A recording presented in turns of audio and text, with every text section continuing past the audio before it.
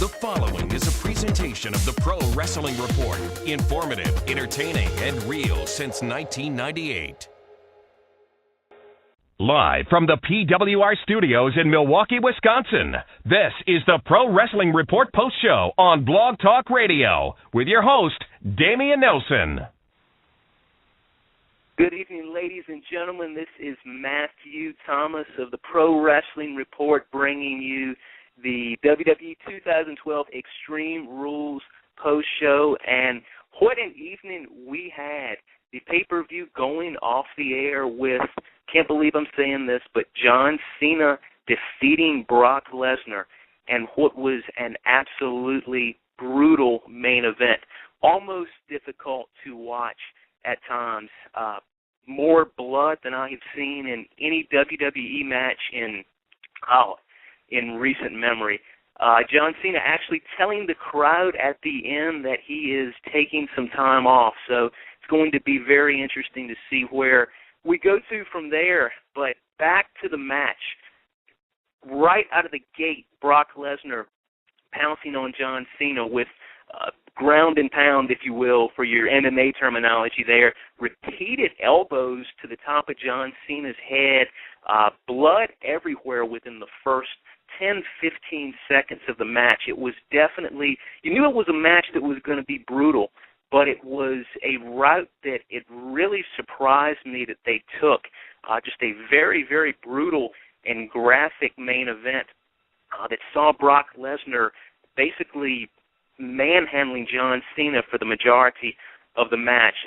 Cena had, a few little flurries of offense every now and then, but for the most part, it was just a showcase of a beatdown on John Cena until the very end, where some shenanigans ensued with the John Cena chain of old, and after a few ref bumps and some chairs and some the steps that were placed in the ring, we actually had John Cena catching Brock Lesnar with a chain wrap fist that would ultimately lead to an attitude adjustment on the stairs for a John Cena win, which I don't think many people predicted, definitely not this one. But again, just an absolute brutal match that saw both men bloody, and just an uncomfortable match to watch it sometimes. Very, very stiff, very, very real, if you will. So still trying to find the words to articulate what I just saw as Extreme Rules just went off the air. But in other news, it was what I thought to be an extremely well-paced and put-together pay-per-view. We actually saw 9 total matches, counting the pre-show on YouTube, and what really stuck out to me was that every match felt like it had just the right amount of time to do what it needed to do. It seemed like it was a very well put together pay-per-view. No big news as far as the main titles coming out of it. We did see 2 title changes, however, tonight. There is a new Intercontinental Champion in Cody Rhodes.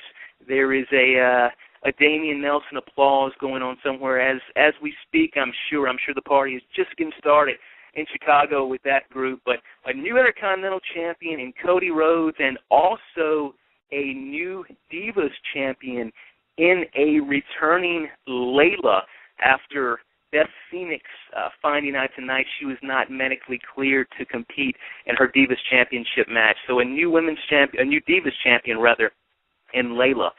We also had two championship matches tonight with the WWE Championship and also the World Heavyweight Championship that definitely delivered. At the end of the day, no title changes there. Sheamus retains the World Heavyweight Championship, and CM Punk is still your WWE Champion. But two incredible matches there as well. CM Punk and Chris Jericho had a good old-fashioned slobber knocker, as JR would like to say. This was definitely not the technical match of WrestleMania. This was a good old-fashioned fight. These two guys were out to hurt one another, and although it wasn't, I wouldn't say a five-star classic by any means, it was definitely a story well told Both guys coming to the ring wearing denim, and you know when both dudes are wearing denim, it's going to be a good old-fashioned fight. So again, CM Punk retaining the WWE title, and Sheamus, Daniel Bryan. I've got to say, I was extremely impressed with this matchup. This was a match that you knew both guys had it in them. You knew they were both capable of going out there and delivering something like this. But Daniel Bryan versus Sheamus, 2 out of 3 falls tonight, and it was very easily, for me, the best wrestling match that I've seen either Sheamus or Daniel Bryan have in WWE. It was an extremely good match. It was it was a 2 out of 3 falls. First fall coming to Daniel Bryan. Actually, Daniel Bryan getting disqualified and losing the first fall after a barrage of kicks to Sheamus' shoulder. This would then lead to Daniel Bryan hooking in the yes lock and winning the second fall immediately after Sheamus being unresponsive to the ref. Sheamus would ultimately go over and be the victor after not 1 but 2 bro kicks to Daniel Bryan. Again, an absolute great match between these guys. Up until that last match, it was easily my match of the night. I'm still having to go back and forth in my head. It was definitely the technical wrestling match of the night in my mind, no doubt. But still trying to let the whole Cena Lesnar thing sink in there. But the show actually started the pre-show, if you will, on YouTube with Santino versus The Miz for the U.S. title. We saw Santino retain after an appearance by the Cobra, and this really puts it in perspective when you stop and think about a year ago with Miz appearing in the main event of Extreme Rules last year, and this year the pre-show losing to Santino in the middle of the ring. It kind of makes me a little concerned with what's going to happen with Miz. We actually started the actual pay-per-view, however, with Kane versus Randy Orton in a Falls Count Anywhere match. And I thought this was a good choice to open the show. They left the ring early. They went outside extremely early in the match, which you would expect, in a match like this. My concern initially after that was, were they taking it away from the arena too quick? There was a lot of backstage action in this, and especially after the events of WrestleMania with the shameless squash of Daniel Bryan kind of taking the momentum away from the crowd in the last pay-per-view. That's something I was watching pretty close. They're spending so much time backstage with this little backstage brawl. Is it gonna kind of take the crowd out? But they brought it back in, and this match actually got a decent amount of time for an opening match. Quite a few false finishes. Orton eventually goes over with an RKO on a chair. I got to say, this match, it surpassed my expectations. I thought they did a very good job, a very solid way to open the show. We then saw the Funkasaurus Brodus Clay versus Dolph Ziggler. And to my knowledge, this is the first Funkasaurus singles match that's actually gotten more than just a couple of minutes. So actually got a little bit of time tonight. It was a good back and forth between these two, with the Funkasaurus eventually going over. The one thing here, it's another loss for Dolph Ziggler, and I'm trying to think the last time that I can recall a significant Dolph Ziggler win, and nothing really comes to mind. But I don't think it damages him at all. I think that, to be quite honest with you, this guy he makes losing look good. So, I mean, just the way the guy sells, the way the guy can take a beating. So, Funkasaurus over Dolph Ziggler in an all right match. And hey, Matthew, the Funkasaurus, Dolph Ziggler, that's not his role in life. His role is to bump around places and put the guys over. Yeah, well, he does a tremendous job at it. I mean, the way this guy sells, the way this guy bumps, I mean, he makes taking a beating look good. The reason I wanted to jump in is Also, one of your cohorts for Monday Night Meltdown, Damian will be joining us momentarily. Also, we've got Dwayne Williams on the line as well. Dwayne, I know that you were watching the program. Give us your quick hits before we get to Damian and Dave. Yeah, I mean, I definitely enjoyed the program, and as you were saying, Kane versus Randy Orton, I was definitely pleasantly surprised with. Okay. Well, looks like we've got Damian Nelson. Damian, live from Chicago. Damian. Hello there, Meathead. Hello, Matthew. Mr. Nelson. And yes, indeed, I'm here in Rosemont, Illinois, actually, at the Allstate Arena, as Extreme Rules has just ended. Good atmosphere here in the arena tonight. Some highlights, though, I would say, would have to be that main event between Brock Lesnar and John Cena. It was very interesting. I can't say it's what I expected, but I can say it is something that satisfied me. Listen, let's make it clear. Brock Lesnar beat John Cena's ass tonight. He did so throughout the entire matchup. John Cena showing color, bleeding, very earlier on in the matchup. But ultimately, it was one trick, if you will, by the inevitable Super Cena that got the best of Brock Lesnar and pinning him 1, 2, 3 right in the ring at Extreme Rules tonight. A surprising finish for that. And I don't know if this aired, guys, or not, but John Cena, after the matchup, had some words. Did you guys see that on the pay-per-view? Yeah, it showed at the very end there. That's the way they went off the air. Okay, wow, that's interesting, especially given what John Cena said about taking some time away and taking some time away from WWE after this matchup tonight, which then leads to the question of why did he win? Why did John Cena have to win then if he is indeed going to be taking some time away? Hey, I thought it was excellent. I am still in the court of saying this match happened too early, but it was entertaining. It did deliver. It gave me what I needed here at the Allstate Arena tonight. And the crowd was more pro-Cena than they were back in July for Money in the Bank. And speaking of that, they were a lot more pro-Cena, or, well, I guess less pro-CM Punk than they were in July, which may or may not have translated on TV. But there was a clear difference in the reaction for CM Punk tonight versus the reaction he got in July. Now, I think his opponent had something to do with that, his opponent in July being John Cena. But tonight, it was Chris Jericho. Another great matchup from the two of them, a street fight, Chicago street fight matchup, which was, again, very, very well done. Obviously, CM Punk retaining the championship in that matchup. Now, going from there, the endorsed Brodus Clay makes a special appearance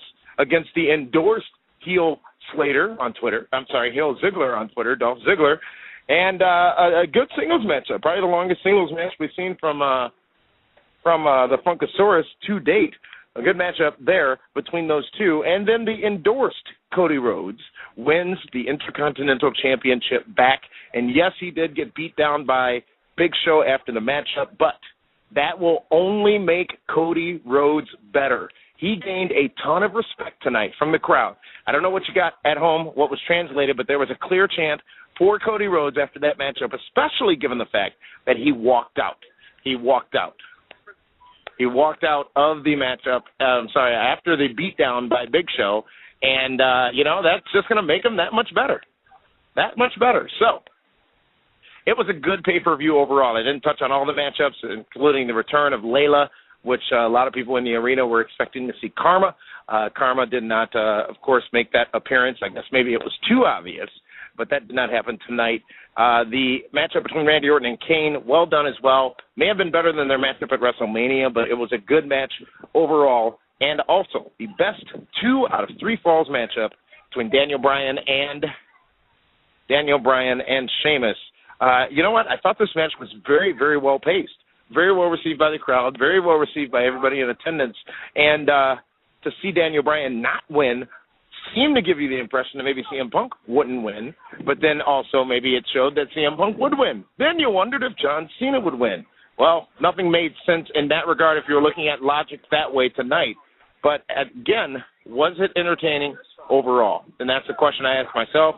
The answer I would give myself to that question is yes, it was. So the live event experience always different from the television experience, but tonight, from a live perspective in Chicago, at the Allstate Arena, Extreme Rules gets a pass from me. Absolutely. I thought it was a very, very well well put together, very well paced, very well done pay-per-view. No doubt. Well, that's all I got, guys. We're going to be heading over to the party with Billy Gunn and just added Matt Hardy here at the post-show party for WWE Extreme Rules right around the corner from the arena here. I'm going to leave it to you guys to take the show, and I understand you're going to be taking some phone calls in just a little while and hearing what our fans out there had to say about Extreme Rules tonight. Absolutely, and we definitely want to hear what you guys got to say tonight. Just give us a call here at 877-317-9972, and let's hear what you thought of the show. Pass, fail, what were your thoughts? I know it definitely, at least on my end, to kind of echo what Damian was saying, it definitely delivered. You know, did I expect a Cena win? Do I think that was necessarily the right direction to go? I don't know. It's going to take a while for it to simmer and to digest, but definitely an entertaining show, definitely something I'm going to go back and watch again, which that's a rare exception these days as far as it pertains to pay-per-views, but definitely an interesting show tonight with Extreme Rules. Hey, Matthew, let me throw this out, too. And, sorry, we tripped on a number there. It's actually 877-317-9772. Give us a call. Otherwise, the area code 347-996-5278. We're going to get to your calls momentarily. We got a lot of people on hold. Again, we got Dwayne Williams here. We have Matthew Thomas. Damian just called in from Chicago. Dave Hero is MIA. We don't know where he's at. He's somewhere in Chicago hanging out with Matt Hardy and all his super friends. But, Matthew, again, Matthew, Dwayne, I thought the show, as far as what I read, again, I apologize, I didn't watch the program, but I'm kind of regretting it. I'm going to have to, suck it up and get it tomorrow and watch it on pay-per-view, and it sounds like a great show. It sounds like I missed it out again. Oh, absolutely. Definitely something anyone who missed should definitely want to catch the replay up. I mean, just the cliff notes, so to speak. Sheamus, Daniel Bryan was a match that absolutely delivered. I would definitely, if Cena Lesnar not taking place, I would have said order the replay just for that match. I thought it was an excellent wrestling match. The Cena Brock Lesnar, again, this is something that it was a match the likes of which I've not seen the brutality from the WWE in years. It was a direction that I really did not envision them to go into, just an absolute brutal match, and it was something extremely unique. So any of you guys who missed out on it, I would definitely make sure to make it a point to watch the replay. Absolutely, I agree 100%. During the Big Show Cody Rhodes match, was it me or did you expect to see Damian jump in the ring and help Cody Rhodes? Oh, I was absolutely looking for the Damian run-in, At least that, or after the match, seeing the celebration, just storming the ring with a bottle of Jameson or something. But he was apparently pretty well behaved, or security got to him prior. One of the two, I'm sure. One of the two. But that was another pretty good match with Big Show actually showing a little bit of aggression afterwards, a little lack of sportsmanship there. And the finish to that match, we actually had Cody drop kicking the Big Show off the ring apron with the Big Show's foot going through the table. So he literally went through the table ended up with the new Intercontinental Champion in Cody Rhodes. And, of course, after the match, the Big Show putting Cody through not one but two tables. So it's still too early to tell if they're going for a Big Show heel turn or if it's just a little more aggressive side of Big Show. But I don't know about you, Dwayne, but the Big Show's face character here recently, the nice, jolly heel, the nice, jolly face waving at the fans, it's grown a little bit stale for me. Same for me. I've never been a fan of the happy giant character, and it doesn't seem like the fans in attendance were really on his side, so to speak.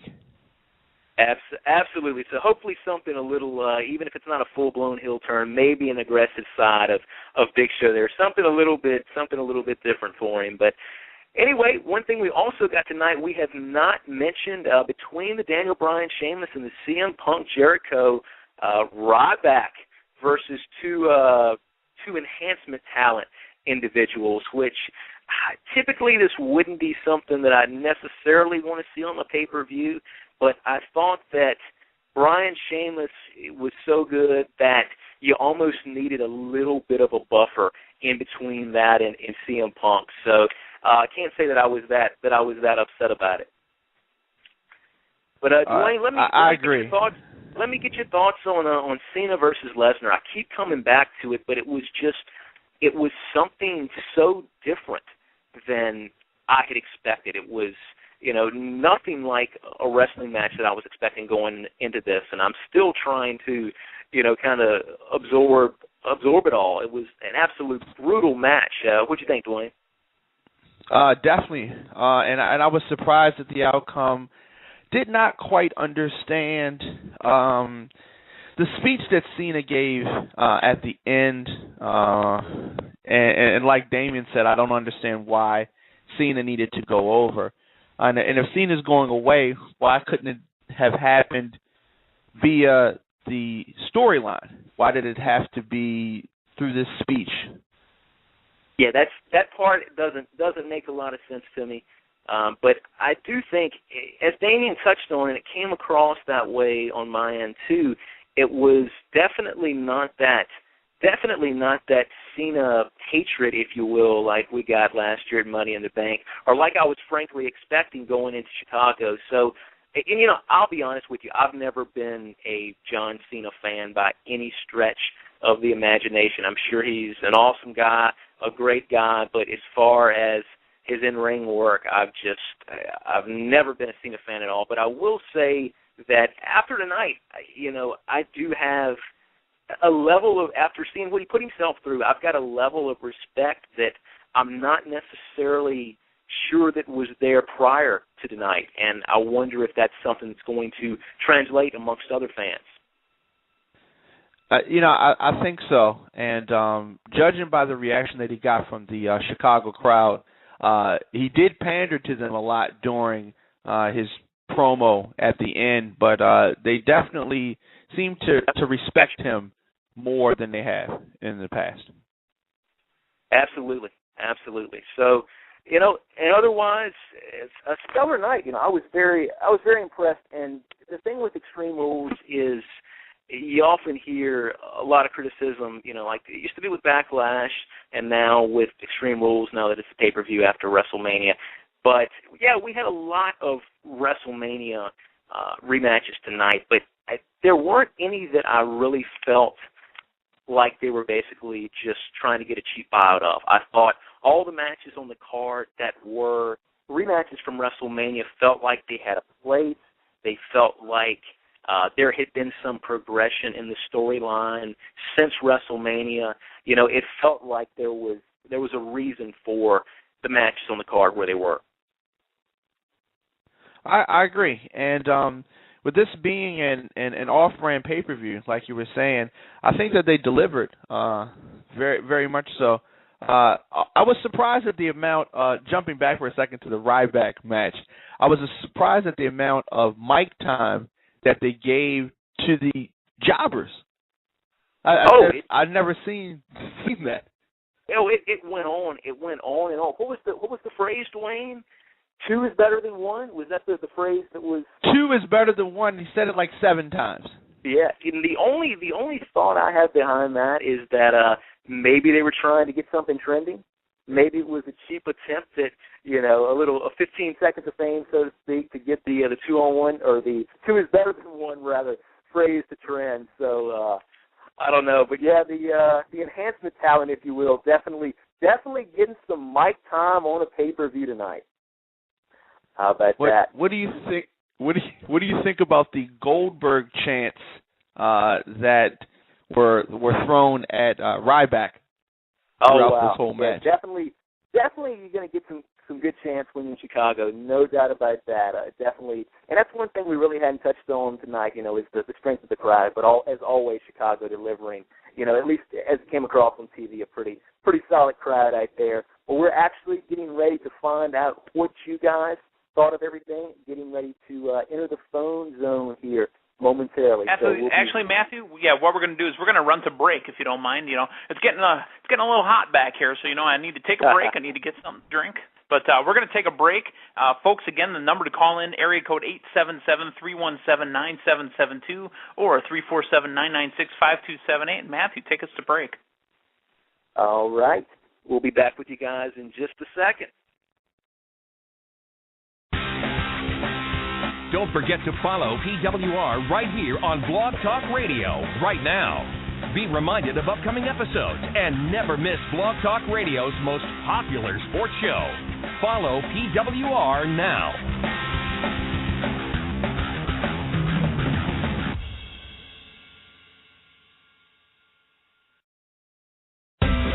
Missed an episode on the Pro Wrestling Report? Thanks, pal. Subscribe to the show on iTunes and take the show with you wherever you go, even in the bathroom.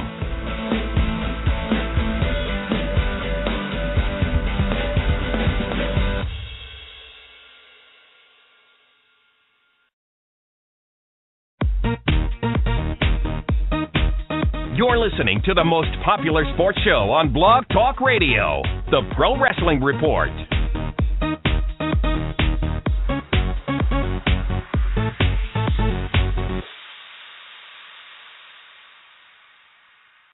There's only one place to get the latest from pro wrestling, including the only place to get 100% verified wrestling news. PWRshow.com. PWRshow.com, where you'll never find pop-ups or misleading headlines. Watch or listen to all of our latest TV and radio broadcasts on demand, and get caught up on wrestling news between episodes. PWRshow.com is the cleanest, friendliest, and most fan-friendly source for wrestling news on the web.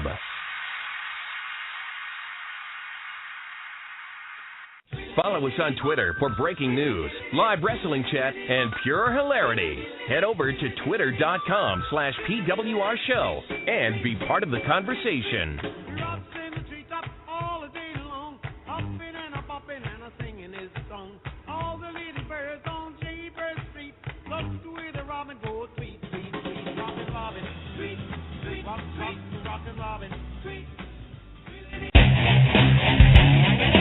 Subscribe to the Pro Wrestling Report on YouTube. We promise we'll never rickroll you, but we might just chokeslam you.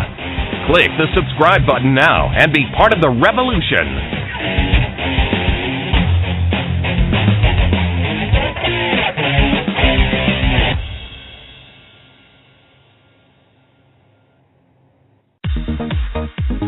Stop stalking your ex and be our friend on Facebook and join the tremendous worldwide discussion. Facebook.com/Pro Wrestling Report.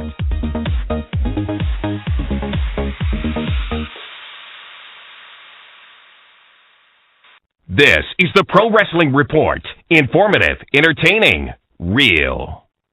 Live from the PWR studios in Milwaukee, Wisconsin, this is the Pro Wrestling Report Post Show on Blog Talk Radio with your host, Damian Nelson. And welcome back to the Extreme Rules 2012 Post Show. This is Matthew Thomas here with you, talking about the happenings of Extreme Rules tonight. What was a very, very interesting pay-per-view, and we are about to go ahead and take your calls. So, Meathead, who do we have? Well, dialing up the phone lines, we've got... All right, I wanted to try the big radio voice.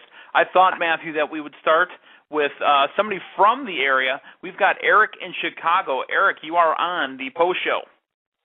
Hey, gentlemen. Matthew, Damon, thanks for taking my call. I appreciate it tonight. A few comments on the show. I wasn't actually at the Horizon, but I watched it on my computer, and I had a couple of thoughts, and then I had a question for you guys. First of all, I can say without a doubt that I thought this was one of the best WWE pay-per-views that I've seen in a long, long time. I realized that there was some rematches here from the WrestleMania, but just the work rate from these guys coming out, the matchups, the crowd. I mean, the whole thing was just much more well put together than I thought most WWE pay-per-views have been in the last few years. So I got to give I got to take my hat off to these guys for putting on a real entertaining show tonight. I especially, and it's not just because I'm from Chicago, I thought that Punk once again proved that he is, if not already a franchise player there, he's well on his way to becoming one of the very top franchise players in the WWE. His performance tonight was just fantastic. Moving on to the Lesnar Cena thing, I've got my problems with Lesnar. I always have, not just because he's a heel, but I find this guy to be one of the sloppiest wrestlers around. In my experience, and I'm no spring chicken, but wrestlers depend on each other to stay safe in the ring. It's vital that they work together as a team so that nobody gets hurt. And I just find Lesnar's performances, I think he just disregards the safety many times of his opponent just for the sake of looking mean and, keeping that evil destroyer heel personality about him. And I just have a real problem with him. He's never impressed me. I mean, no doubt he's one bad SOB, but as far as wrestling goes, I can't find a good fit for him in this case at all. Well, thank you so much, Eric. I have one question for you guys, because we have a little bit of a controversy here. I got guys here that are really convinced that Cena bladed early on in that match, whereas I, upon seeing the replays, felt that once again, going back to this Lesnar thing, I thought Lesnar he missed the spot and threw that elbow that cut Cena open, and I wanted to find out what you guys thought of that. Was that a blade or was that a miss by Lesnar? Yeah, there was no question in my mind that he was busted open the hard way there. Because I mean, if you go back and look at it, it happened so quick right there. I mean, just looking at the spot, I don't see where Cena would have had the opportunity to blade. So yeah, I'd say 99.9% sure that he caught him with that elbow, and that was a nasty cut too. Just a brutal main event. But back to what you said there, Eric, there was definitely an element in this match, and I don't necessarily know if you're gonna call it Lesnar being sloppy, but there was definitely an element to the style of the main event tonight that at times really had you concerned for Cena in there. I mean, it was a stiff main event, and like I said, it was just something. It was such a departure from what you're used to seeing in the WWE. So I think that really gave it a unique element, no doubt. All right, you ready for another one? Let's do it. All right, because we cracked the cherry on you, so let's take another call. How about, let's go to a lady. Shannon from Baltimore. Shannon, you were on the post show. Oh, well, thank you. Thank you for taking my call, gentlemen. I agree quite a bit with what the gentleman from Chicago said as far as Lesnar's in-ring ability. What I got the idea that perhaps he still had his MMA cap on with the way that he started off with the ground and pounds and the elbows and things like that. And I don't think that I was under the impression that Cena probably wasn't really prepared to see that because he has his pro wrestling hat on. All in all, I think that this is one of the best pay-per-views that I've seen, and I'm just starting to get back into it after a 20-year hiatus. So I found all the matches enjoyable. Right now, me and my other wrestling family members are still trying to figure out which match stole the show, and I'm kind of conflicted between the Sheamus and Bryan match and the Punk Jericho match because those two were absolutely phenomenal, and I think that's something that we've expected going in anyways.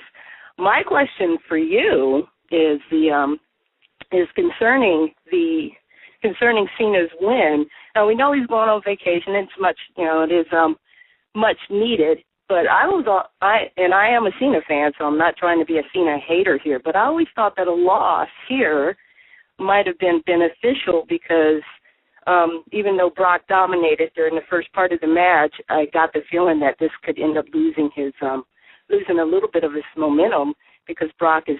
I'm under the impression that he's coming in for a title run. So I was wondering what you guys' opinion is on that, and also Cena's loss could probably give him an opportunity, maybe not to do a full heel turn, but add a little bit more aggression organically into his character. Well, thank you so much for that call, Shannon.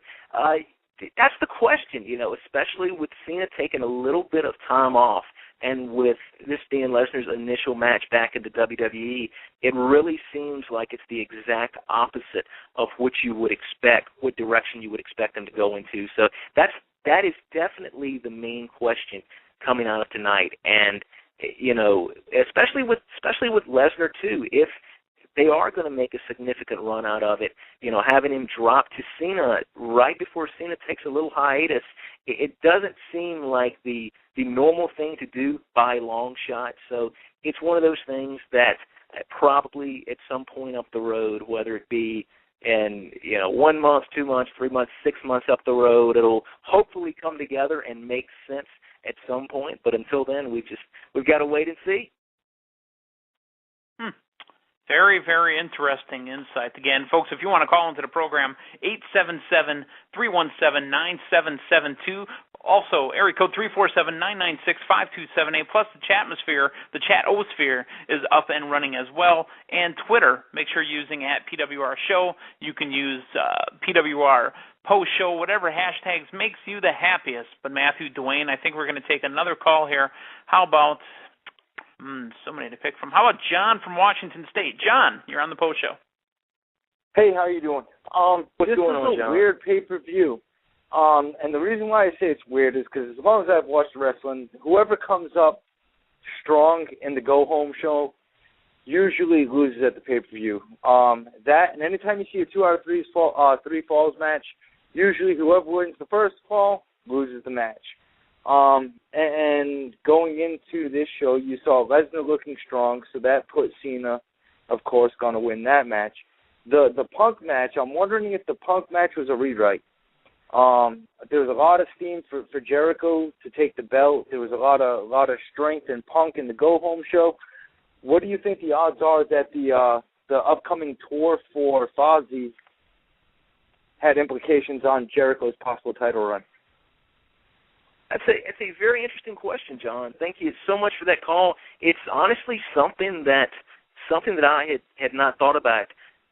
It seemed like there was definitely the possibility of Jericho taking the title out of Chicago tonight, if for nothing else, the fact that it was in Chicago, and that's typically what happens in your hometown.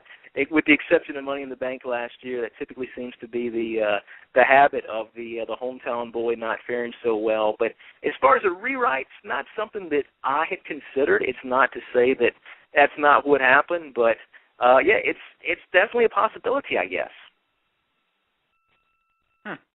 Good. Let's go to the phones. We're going to keep going here. How about Nelson from Virginia? Nelson, you're on the Post Show. All right. Overall, I gave the pay-per-view like a B. I thought it was pretty good, but touching back on what Damien said earlier, I kind of felt dissatisfied with the Brock Lesnar with the ending of the Brock Lesnar John Cena match, because I felt like though he looked really good in the match and he looked really dominating, like he was portrayed as, right? Him losing to the top star kind of diminished him, and just kind of like I lost interest in him in a way. So my question is, now that Cena might, be going away for a month, maybe even 3 weeks, where would you, if you were the booker, go from now on? Who would you feud with Brock Lesnar? How would you get his pretty much his stride back together, though he lost to John Cena? Well, that's a very good question, Nelson, and I tell you, it's going to be interesting to see where they go to from here. If Jericho Punk is done, do you take him directly to the WWE title picture. It's an option. But again, just very, very odd that the outcome was what it was. And had this been a year ago, had this been a couple of years ago during the Super Cena phenomenon, if you will, and had this been just a regular match that ended the way it did, I think I would be very dissatisfied with the ending, very dissatisfied with Cena going over.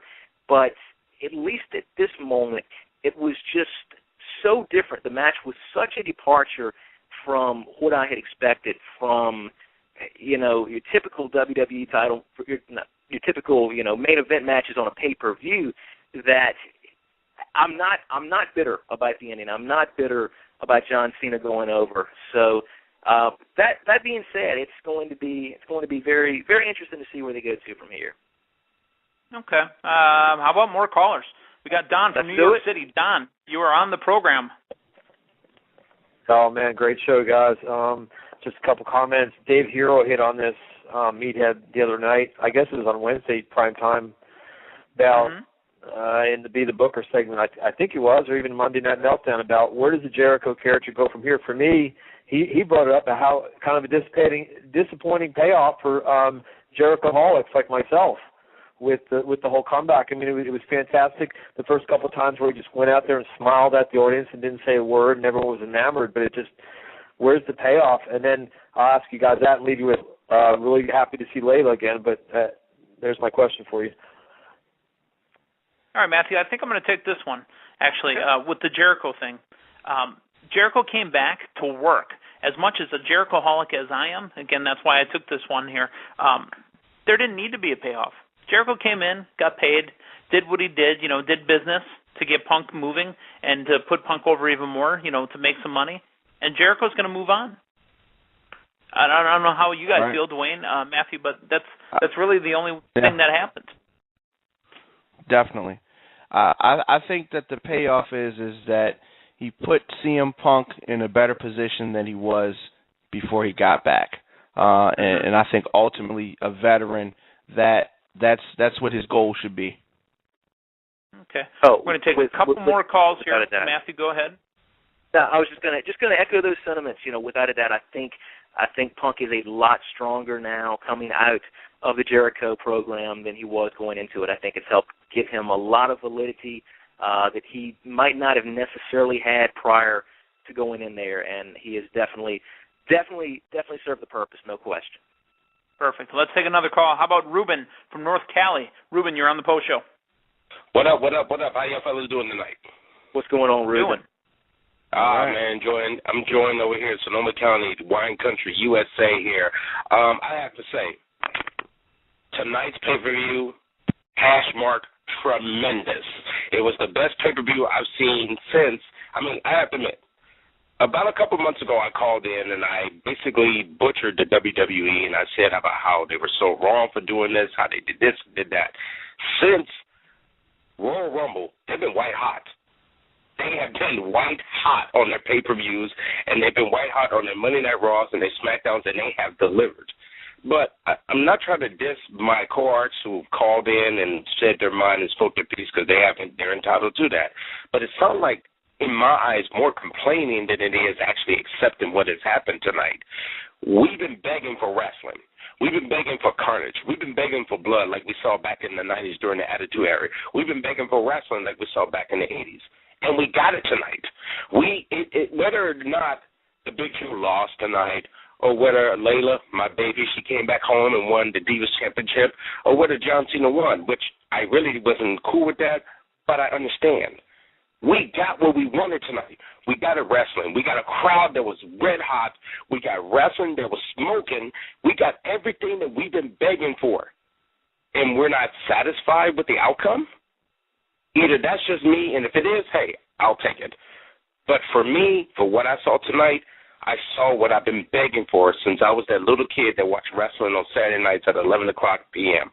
I saw wrestling, and I'm satisfied. You take it from there. Well, phenomenal. Thank you so much for that call, Ruben. And it definitely sounds like, you're going to have people, everybody's going to fine-tune and nitpick things to a certain extent. And, yes, they're areas that could have been done differently. You know, there are things that I would do a little bit differently, but you got to kind of step back from it sometimes and look at the product as a whole, and you know, see what you think of it from that regard. And just to touch on something you said there, Ruben, as far as the crowd, I think this past month we have really been spoiled with the crowds we've gotten. We got that hot crowd in Miami for WrestleMania, and then the next night on Raw with the night the whole yes chant just took over the arena. We got the crowds out in England for Raw a couple of weeks ago, and then back to Chicago tonight for another hot crowd. So just a month full of great crowds, and really help build that excitement. There's a sense of enthusiasm as it pertains to professional wrestling, as it pertains to the WWE, that I have picked up on in the last couple of months, that it's been dormant for quite some time. And I say that in the extent that I'm now coming across people that I've known for years that have never mentioned professional wrestling, that, you know, have never, to my knowledge, been wrestling fans. And with so many people that I run across, there seems to be this rekindled interest. There seems to be, you know, this buzz in the air amongst people that traditionally I've not associated as wrestling fans. So there definitely seems to be something, a little something different in the air, more so than it was, you know, a year or two or 3 or so ago. So hopefully we are entering a turn here where things will continue to grow and continue to go from here. Yeah, let's hope so. Dwayne, Matthew, last thoughts before we finish this up again. I apologize to everybody still on hold. We are out of time, but last touches before we shut the show down. Start with Dwayne. All in all, I gave the show a strong thumbs up, and I like the direction that things are going in. Okay. Matthew?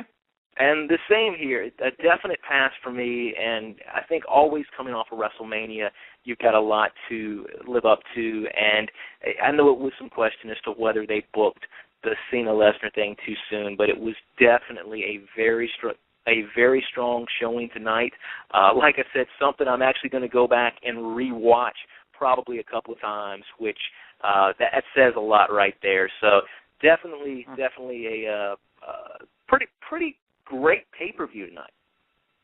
Well, let me handle a little business before we go, boys. Tomorrow night, 10 o'clock Central, directly after Monday Night Raw, we go with the Meltdown. Monday Night Meltdown, Dwayne Williams, Linda Kay, Matthew Thomas, the man they call Meathead, David Hero, Damian Nelson. Join us right after Raw tomorrow night, right here on Blog Talk Radio at pwrshow.com. Make sure you're hitting up the website as well, hitting us up on Twitter, Facebook, YouTube, iTunes. I don't even have enough time to pimp all the stuff that we have to pimp. 2 prime times during the week. Dwayne and I doing Sudden Impact on Thursday. Matthew, take us home. Absolutely. For the man they call Meathead, for Dwayne Williams, for Damian Nelson, David Hero, this is Matthew Thomas signing off tonight. We'll talk to you guys tomorrow night on the Meltdown. This is the Pro Wrestling Report. Informative, entertaining, real.